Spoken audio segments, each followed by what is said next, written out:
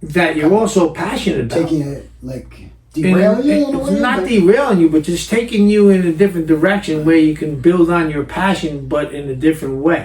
So it could be just as far as you might be locked into a different type of art, Right. and say, well, this is what I teach, and this is my comfort zone. Right. But then you might see something that, well, I really wanted to do that, and I think I know the skills. I have skills to do that because a lot of them are the same.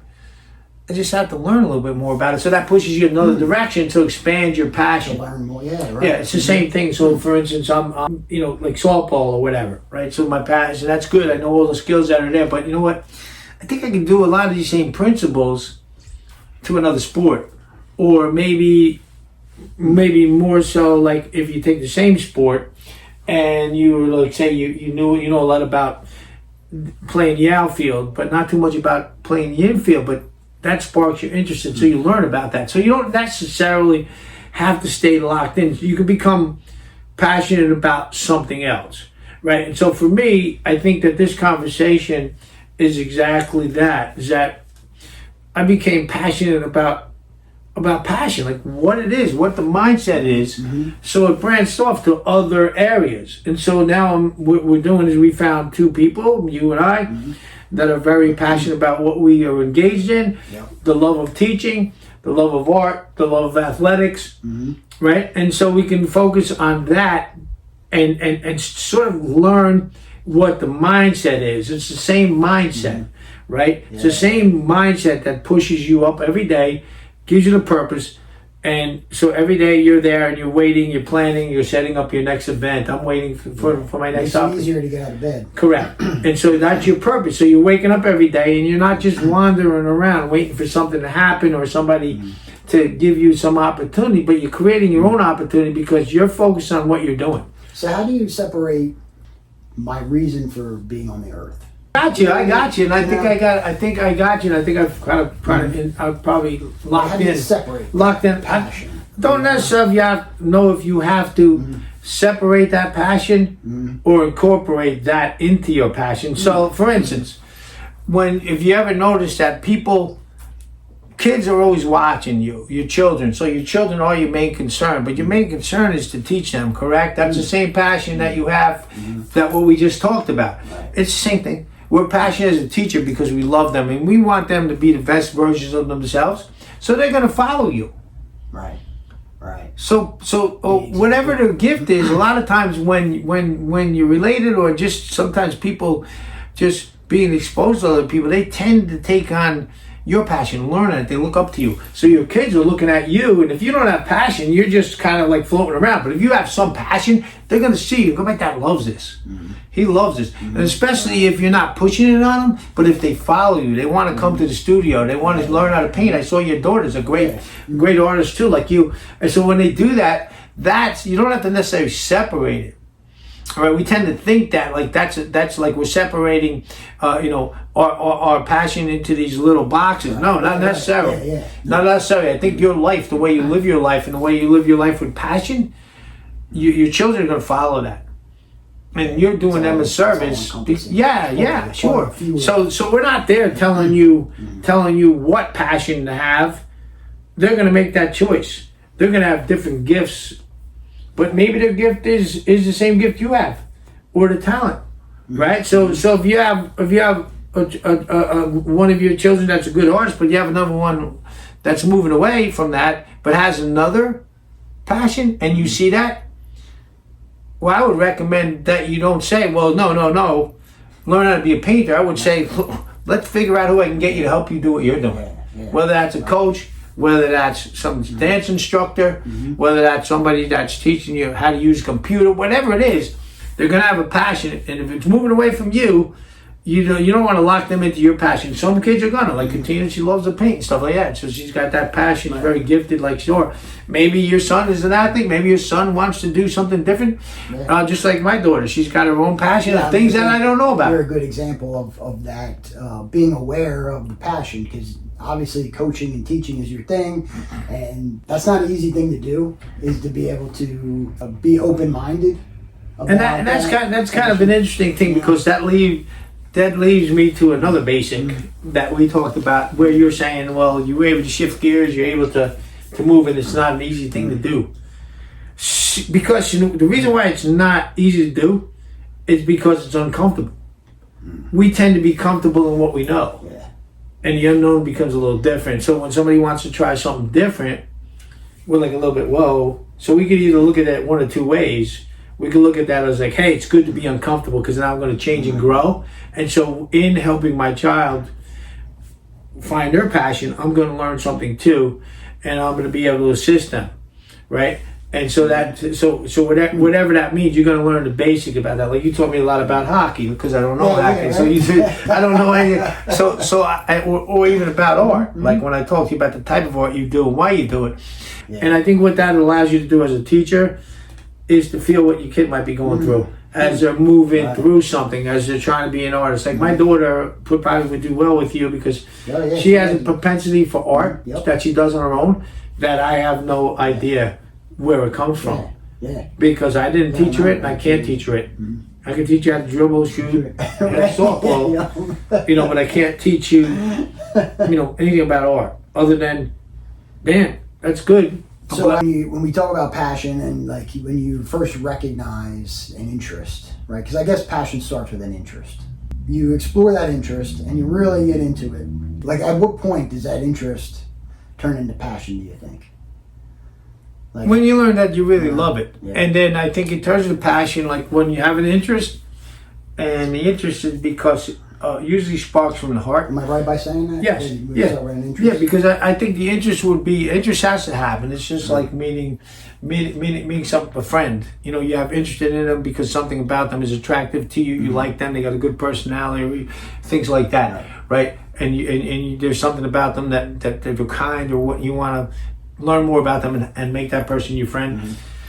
So I think it's the same thing with whatever or is out there that we may have as a gift. And that's the way it works. We don't necessarily get a sign or some kind of card in the mail that says, here's your gift. We have to find it. That's the challenge. What God gives us is a challenge to go find your gift. Because you have them, but you have to find it. So interest is a good word for it. So you have an interest in it. But then on top of it, that interest, you look at that interest and you start to get involved in it. And then you find out that, wow, I'm really good at this. And people go, yeah, Russ, you really are good at this. You really can do this. It comes easy to you. Right. Then that helps you because you're like, wow, I actually can do something. And not only I can do it really well. So I want to learn more about this. I like this feeling. I want to learn about it. Not so everybody's looking at me, just because I want to be able to do this. It's like a gift. Now I got the gift, and now once you get that gift, and you hone it in and you realize that you have that gift. Maybe you do, maybe you're not. You don't even know you're good at it half the time. Right. Because there is this thing called intrinsic value. So I used to shoot foul shots constantly because I liked doing it. I would do it and I was happy doing it. I didn't do it because people wanted me to do it and I got any kind of value from that. Just same with pain. We call that intrinsic motivation. Intrinsic, right? Means that we're doing it because that's where the passion comes from, the love for it. It's called intrinsic motivation, right? But then intrinsic motivation has to be followed with inherent discipline to do the things to make sure that you continue to do that. So everything takes discipline and time, right? How you spend your time should be based on what your passion is, and then what your gifts are, right? So we have that. So intrinsically, then we say, okay, well, it starts to change a little bit when it becomes extrinsic. Extrinsic means you start getting trophies or you start getting notoriety, and people start to flock to you, and people are paying you for what you're doing. So if I get paid as a coach, I resist that sometimes because I don't do it for that. But you don't have to. It's okay to get paid for what you're doing and what you're passionate about, as long as you don't lose the passion. So I find, like, once you have a passion, you're painting. If you take on too much, if you're trying to change what you're doing just because you're trying to get extrinsic motivation, whatever it is, money, accolades, it could diminish the passion. I would recommend that your passion has to stay your passion, and you have to contain it, right? So when it gets too big, it could sometimes be difficult to hold because you're expanding way too far. Keep it tight. And when you continue to do that, right? So because you can be very passionate about it. You look at like coach of South Carolina girls basketball, and you listen to her talk. She's passionate, day in and day out. She's grateful for having the two. She's the probably best female basketball coach out there right now, and they win championships. But she's out there thanking God and grateful because she has these skills. She knows what she has, and she knows how to pass that passion. She's not doing it because she's on TV. She will tell you that she's not doing it because she wins trophies. She's doing it because she wants to help these kids, and she's good at it. And somebody like that is next level passion. You know what I mean? And so you know, we probably prefer to stay. You look at all these artists. Most of them have passion and don't become famous until after they're gone. Exactly. Then you learn about the passion they had. Right. But they had the passion. Yeah. Right. And so I guess the key is to be able to not only harness that passion but keep that passion. And so as you're moving through your life, like for instance, like I had the passion to play sports. I always wanted to win games. I played every sport there possibly was. I tried to do the best I could, and got accolades for doing it. And then you say, well, I can continue to do this and keep my passion going through teaching what I learned how to do. And it helps when you're good at what you're doing because now they listen to you better when your gift is, when you can show them what your gift is. Yeah. But as you get older in athletics, it becomes less and more difficult as time goes by because you're physically limited. Yeah. But they can still see that you can do that. But when you start to say things and you have that passion to give them things and then you teach them how to do it, you show them techniques, and it works.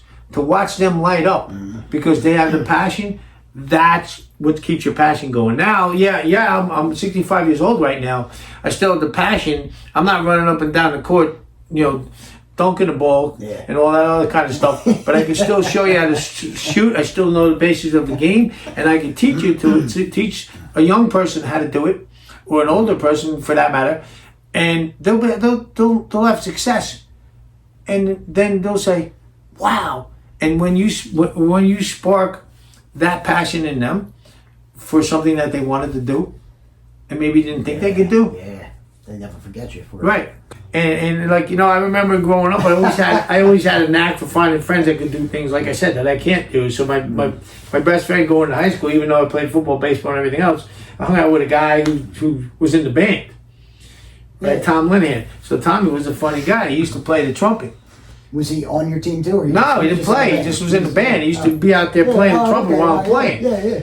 You know, so I used to have fun with him. So I remember there was a teacher, Miss Gia, down on our class, and Tommy, the reason why we were a friend, we were both nuts. So we were in the class, and he's sitting there, and you know, just showing you how you have different passions. He's very good at the trumpet, and I can't even play the trumpet. But like the one thing I knew is Miss Giordano, who was our teacher. We used to like to talk to her. So if you caused some kind of commotion, she would come over and talk to us and make us laugh, and we would do stupid things because she knew it was one of us doing it. Right. So I kept getting in trouble all the time. I didn't want to get in trouble anymore. So Tommy had his case open. I grabbed the horn, went, and he got in trouble. Yeah, no, but he said he got in trouble. So I'm going to bring this back into the. He thought he was in trouble, but he had the right answer. He picked up the trumpet. He goes, Miss Giordano, that couldn't have possibly been me. Because if I would have picked up the trumpet, it would have sounded like this. And he played some kind of lovely music. And I was like, oops. Follow what I'm saying? So that was his passion. I couldn't do that. So his right, and he knew it. His skills. He was like, this is easy because he can't do this. You know what I mean? Like me saying, if I were to draw, if I were to do that graffiti, I would have done this. That's like me taking that and going, you know what? I drew this, and then you telling me, okay, paint something right now. You know what I'm saying? Or me, you saying, yeah, man, I was an all-star, and now you can't even, like, you know, you're throwing bricks up there. So I think our gifts are different, and I think who we're attracted to, it's because we recognize the passion in them. Yeah. And so a lot of times, like I said, you can bring that into, and I know we're kind of like beating this passion thing and purpose, but I think that's what we got to do as human beings. Yeah. We have to do that. Otherwise, we're just floating through, waiting for stuff to happen and being pushed in this direction and pushed in that direction by circumstances, by ideas, by people that or sort of not allowing you to do that because they don't necessarily want to do that. And it's something you have to think about every day. It's not, I know my purpose, and this is why I woke up today. Yeah, it sounds easy to do, but it's not. It's very difficult. So like, because we all have things that are working on us, right? Maybe a different job, maybe different things like that. But I think at some point, if you wake up in the morning and we all have emotions, so some days we're feeling better than others. Maybe we're down on something, or something's bothering us, or something that would lead us in the wrong direction. I think that's where discipline comes in, because when anybody can do their best when they're feeling good, but not everybody can do what they need to do when they don't feel good, when they don't want to. So when you wake up in the morning going, I really don't want to do this, I'm not feeling good, I got to deal with nonsense, my family's giving me a hard time, or I can't, I got a problem with my job, or I'm not feeling up to it, and you say, well, then I'm not going to do it. Go to the gym today. But you have to. Yeah, right. So you go, you do it, and no matter what. So you're going no matter what, and you drag yourself in there, and you're saying, well, you know what? I'm going to run those laps. I'm going to work on it. I'm going to go take those jumpers. I'm going to get to work. I'm going to read these books that are going to help me. I'm going to go, and I'm still going to do my event, even though I'm not 100% there. Yeah. But then what happens when you start to do it, because you have the disciplines, then it comes back. So, like, I can walk into a gym and not feeling good, or walking into some group of kids and being like, I don't want to deal with these kids today. And then I get the fire. And then the fire jumps back in there, and you're right back on the reg. That's the passion. Yeah. And the next thing you know, you're like out there and you're joking around, you're winning again, and you're getting everybody going and moving. Same thing with an event. You don't want to do it, you can talk yourself out of it. But so I don't know if you know what the difference is between motivation and discipline. It's two different things. Do you know that from a psychological standpoint? So motivation is temporary. So, like, for instance, I noticed the other day, you did a nice job and you painted a great picture of Jack Morey, which was wonderful. Okay, so motivation would be, well, I want to paint this picture because I want to honor Mr. Morey, and I want to get out there because I want everybody to see this, because yesterday was his funeral, right? But that's not the same motivation you have that keeps you painting every day. That's for that particular painting. Once that motivation is done, if that's all you wanted to do, it would be gone. So it's like saying, a better example might be like, let's say you want to lose 10 pounds because you want to look good in a tuxedo because you're in somebody's wedding. You go, you lose that 10 pounds, you get in the tuxedo. As soon as that day's over, the motivation goes away. Not the discipline. The discipline says, I want to look good because I like looking good. I like to feel good. And I love feeling good, and I want to be able to do the physical things that I can do. And it's the same way for anything that you're passionate about. So you wake up and you go, you know what? Today's not the day that I really want to actually work out, or I don't feel like coaching or learning. But I was motivated because I want to make sure I'm going to run in this race, or we're going to win this particular game. And you go and you do that, right? And then what now? But so that's the discipline to get you to understand that you're not just doing it for one day. You're doing it for a lifestyle. So I mean, is that a conscious decision? Like, so I don't know, for anybody listening, you obviously, over the last year, have had incredible discipline with training yourself, training your body, your mind, your spirit. Right. And I can think that's kind of what led us to here. Yeah, it is. But good observation. That's a decision, right? Like, I mean, you always had discipline in other facets of life, as we probably all do, but is there like a decision, like, to go, okay, the discipline's in there, now I need to... Well, the discipline comes from the things that you are able to experience while you're pursuing your passion, while using your gift. The discipline flows into that, continues. So it's not a destination. You don't land on passion. You live passion. Okay? Right. Passion becomes your life. So yeah, it is a decision. So your decision means that no matter what comes out of this particular part that I'm involved in, I'm going to do it again. So if I'm coaching a team, we try to win. We don't always win, but when you do, you don't put the trophy necessarily on the shelf. Right. And then say, hey, that's good, I'm done. Look at me. Right. I'm going into the next thing. I'm getting ready for the next year, the next thing, my next mission, the next thing that I want to do. And it's not that I don't enjoy my success. What you do is your passion allows you to produce a bunch of excellence behind you. Right, exactly. So what that does is helps you make that decision for the discipline, because you turn around and you look in your studio, you look around and you go, wow, man, look at all these paintings, man. I won this, I won that, we did this at that event, I painted this picture. And you say to yourself, okay, that's good, I got this. Now I want to keep I have to keep going, I have to keep going. Right. Right, you There's don't want fear in that. You know what I mean? Fear in that, yeah. you know? So you want to make so it is. The answer to your question is it's a decision. Discipline is a decision. You either can do it or not. So and so that means that with the discipline, it's not so much it's a decision, but it's not. It becomes when you really talk about discipline, it doesn't become an option. When you have real discipline, it's not an option. Right. It's ingrained in you. It's a way of life. It's what you do. It's like it almost becomes an instinctive thing. Like, you mentioned the idea of my path to getting back healthy and losing weight and getting back to look athletic. Well, that was at one point a struggle where I had to really go and think about what I was. Now it just becomes a way of life. It's just what I do. Yeah. You follow what I mean? And the same thing with sports and learning. Yeah. And I think it's the same with you. I think it's the same with art. So just start, and everybody would think, well, that's all you become like a robot. No, you don't. But in the back of your mind, you know what you're doing, and you know whether or not the people in your circle are good for that or not.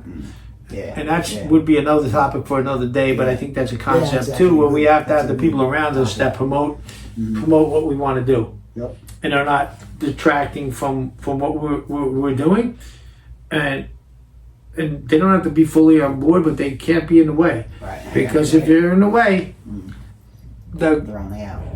Yeah. I think probably, this was a good start of our discussions. Yeah. Things like that. Yeah, I think that they're good topics to bring up for our next one. Yeah, so we got topics to talk about. They'll be a little bit more detailed about, I say, like mindset, and I think being mentally tough is another thing. And everybody thinks that means you got to be somebody hard. No, you just have to be.